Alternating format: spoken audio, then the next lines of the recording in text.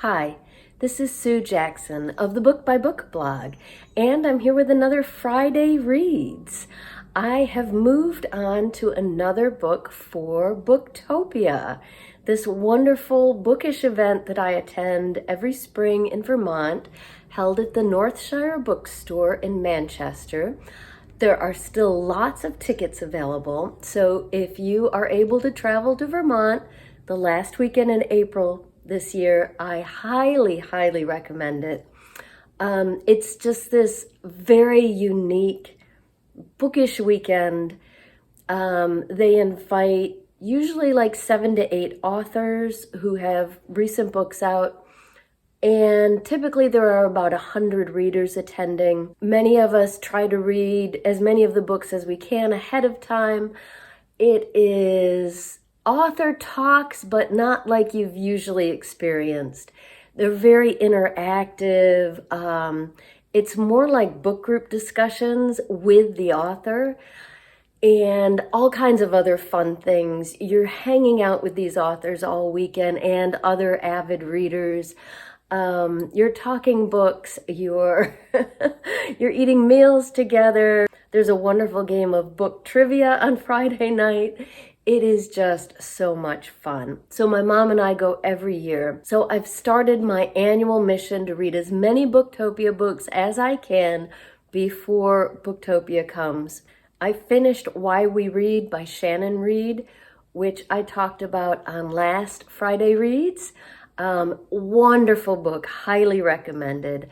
She's got a great sense of humor and it's very entertaining. A memoir about reading and her life as someone who teaches literature and writing. Excellent. So now I am on to The Audacity, and I'll put it up here because it's hard to get a good picture of this cover because it's very stark. The Audacity by Ryan Chapman. I've only just started this novel day before yesterday. Not very far into it yet. I'm not sure what to think yet. It's getting more interesting in terms of plot. I might not be smart enough for this book. Within the first 5 pages, I had to look up about 20 words. I'm very glad I'm reading it on my Kindle. I've got an ARC. Because the author uses a lot of big words, a lot of very obscure words. I mean, many times, if I hadn't been reading on the Kindle, I wouldn't have bothered looking many of these up. It's just that it's so easy on there. You know, many times I'd come across a word that I'd never heard, but from context, I could tell what it meant. And, I'd tap it and sure enough, it means exactly what I thought it meant. And there's a very specific word for that that I had just never heard before. But I'm starting to think that it might be part of the author's point. I had read that this is a satire, which not sure I would have picked up on yet. Again, maybe not smart enough for this one. It is, okay, so the plot. It begins with a man named Guy. He's of Sri Lankan descent.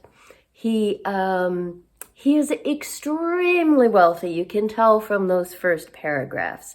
He's at a benefit of some sort, some big gala, and he's really bored with it. He and all the other people there, because apparently they attend these things all the time. And you come to find out that he has an extremely wealthy wife. Her name is Victoria. So Guy was originally a composer, piano player, composer. He's from Philadelphia and played with the Philadelphia Philharmonic for a while until he met his wife, Victoria. Now, Victoria is an entrepreneur, a very, very clearly very smart person. Victoria has started this company with the simple aim of finding a cure for cancer. And she is sure she can do it. And she's sent the company down this path. She thinks the key is just gathering enough data. So her company has developed these self-serve healthcare booths that are located in locations all over the world. Guy goes into one in New York City after the gala. And these booths can perform all kinds of healthcare tests and things for you. There are no people involved. It's a booth you sit in. But while that in itself is a great advance in healthcare, Victoria sees them as a means to an end in gathering data. She thinks the big challenge with solving cancer is simply that we need more data. And so the idea of these booths was to gather data from wide populations that they could then analyze and figure some things out. So it's all kind of vague, and she's trying a bunch of things. And Guy gets home from the gala, and he's called to a Zoom meeting with the board of Victoria's company.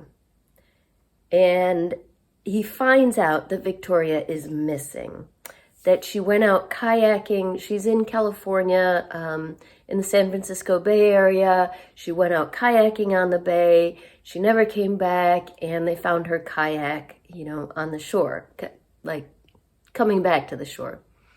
So Victoria is presumed dead, but Guy pretty quickly figures out that probably she's not dead. Probably this is just Victoria being Victoria. It was about to come out that her whole premise and her whole company is failing, that she hasn't met the goal of curing cancer when she said she would, and so instead she disappears. And sure enough, chapter 2 begins, and it's from Victoria's perspective, and she's hiding out in a cabin somewhere. So we've got these two very different people who are married to each other. And again, what I read is that it's supposed to be satire. Like, I'm not going to be able to remember the name now. Like that big fiasco in healthcare where the woman set up the testing company and it was completely fraudulent. They made a Netflix movie out of it or something. It's supposed to be a satire on that sort of thing. So I'm not very far into it yet. So I'll reserve judgment. The plot is definitely getting more interesting. I like Guy.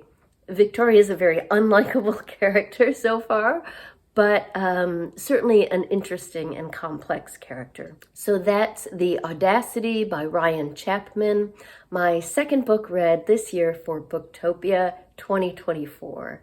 On audio, I am still enjoying Middle Grade March and the Fierce Reads Challenge, those two together. I am currently listening to a middle grade novel, Dear Sweet Pea by Julie Murphy. This is my first ever Julie Murphy book, so it falls into the prompt for Middle Grade March of books that you feel you missed out on. In this case, an author that I have missed out on. I've heard all about Julie Murphy. She's written loads of acclaimed YA novels.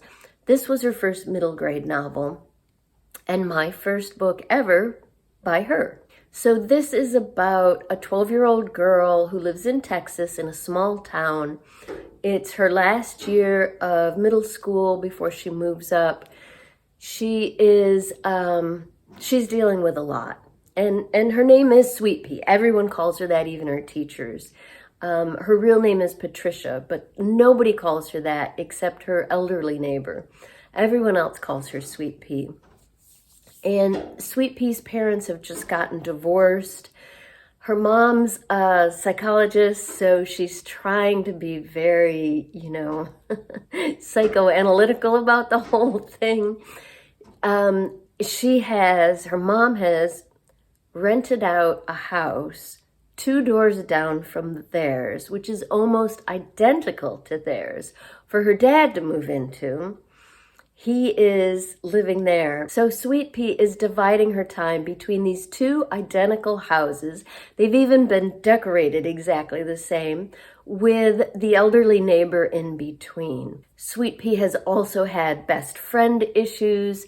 Her best friend for years was a girl named Kira, who the year before started hanging out with more popular girls who Sweet Pea sees are prettier and thinner than her, and she pretty much left Sweet Pea behind. So she's still hurt over this. She's still trying to get over this. Despite her parents' efforts, the divorce is really hard on her.